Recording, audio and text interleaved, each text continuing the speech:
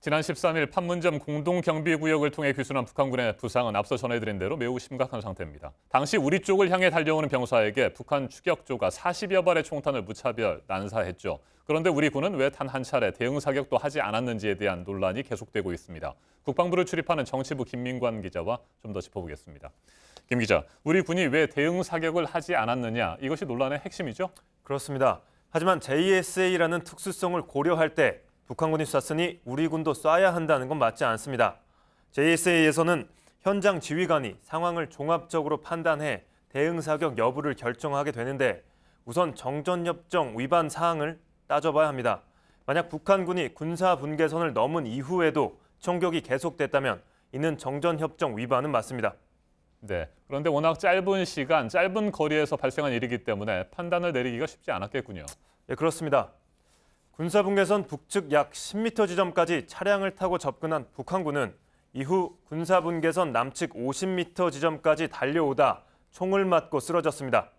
때문에 군사분계선을 넘은 이후에도 북한 추격조의 총격이 있었을 가능성은 있습니다.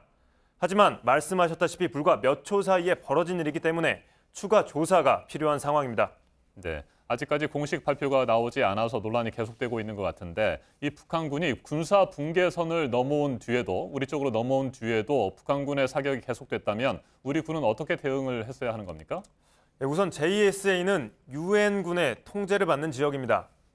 따라서 유엔사 교전 수칙을 따르게 되는데 위협의 정도와 확전 가능성 등을 따져 비례성 원칙으로 대응하는 게 기본 틀입니다. 현장 지휘관이 판단했을 때 북한의 총탄이 우리 초병을 향한 것은 아니었고 대응 사격 시 확전 가능성이 크다고 판단했다면 대응 사격을 하지 않은 게 오히려 교전 수칙에 부합한다는 겁니다. 네, 그런데 물론 JSA의 특수성을 고려를 해야 되겠습니다만 우리 군이 JSA를 지키고 있는 상황이었고 그런 상황에서 유엔사의 교전 수칙을 지켰어야 한다. 이건 좀 앞뒤가 맞지 않는 건 아닌가요? 예, 그렇습니다. JSA의 경비 책임은 한국군이 가지고 있지만 유엔사 통제의 무력 사용을 통제받게 됩니다. 네.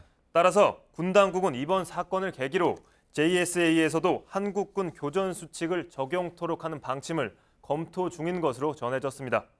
한국군 교전 수칙이 적용된다면 현장 판단에 따라 즉각적인 대응이 가능하고 또한 대응 시 비례성 원칙도 적용받지 않게 됩니다. 알겠습니다. 김민광 기자, 수고 많았습니다.